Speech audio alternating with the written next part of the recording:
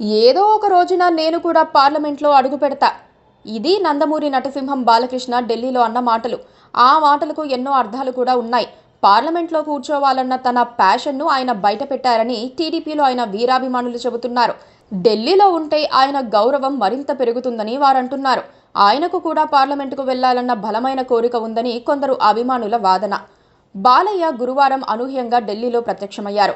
ప్రస్తుతం పార్లమెంటు సమావేశాలు జరుగుతోన్న నేపథ్యంలో ఆయన టీడీపీ పార్లమెంటు సభ్యులతో భేటీ అయ్యారు.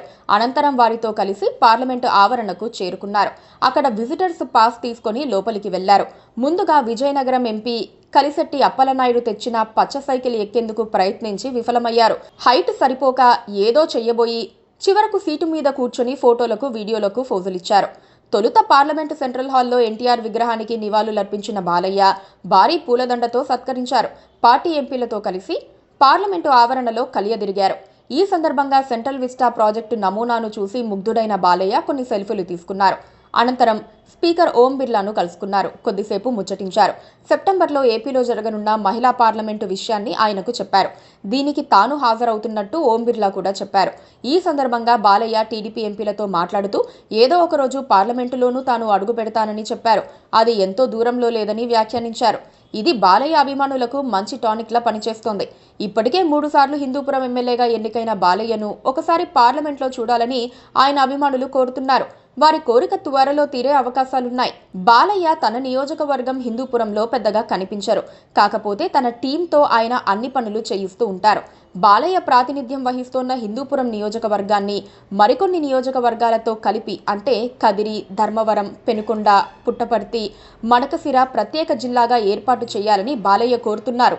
ప్రస్తుతం రాష్ట్రంలో 26 జిల్లాలున్నాయి. వాస్తవానికి రాష్ట్ర విభజన సమయంలో 13 జిల్లాలు మాత్రమే ఉన్నాయి. అయితే వైసీపీ హయాంలో జగన్ ఈ జిల్లాలను పార్లమెంటు నియోజకవర్గం పరిధిని ఆధారంగా చేసుకుని 25 జిల్లాలు ఏర్పాటు చేయాలని అనుకున్నారు.